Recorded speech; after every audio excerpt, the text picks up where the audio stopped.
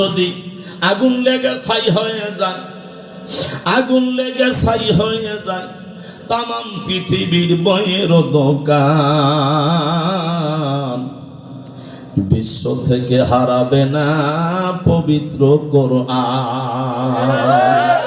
যদি আগুন লেগে ছাই হয়ে যায়, আগুন লেগে ছাই হয়ে যায়, তামাম পৃথিবীর বইয়ের দোকান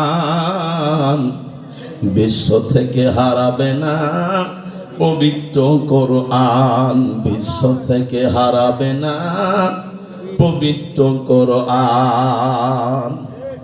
পাকিস্তানে জিয়া মল্ল অ্যাক্সিডেন্টে ভাই বিমান পড়ে ছাই হয়েছে, কোরআন পড়ে নাই। আল্লাহু আকবার।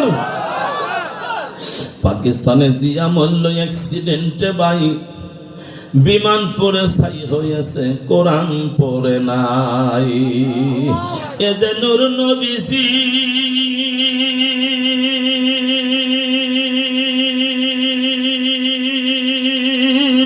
শত সাধনা, আমার আল্লাহ রব্বুল আলামিনের দান বিশ্ব থেকে হারাবে না পবিত্র কোরআন। বলেন বিশ্ব থেকে হারাবে না পবিত্র কোরআন, জোরে বিশ্ব থেকে হারাবে না পবিত্র কোরআন।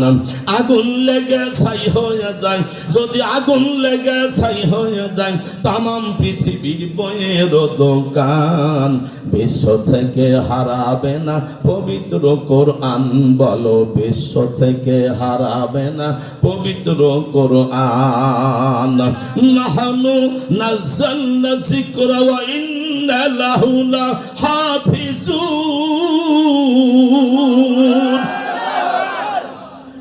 আল্লাহ নিজে দায়িত্ব হাতে নিয়েছে, কোরআন নাযিল করেছি, আমি হেফাজত করার দায়িত্ব আমি আল্লাহ আমার।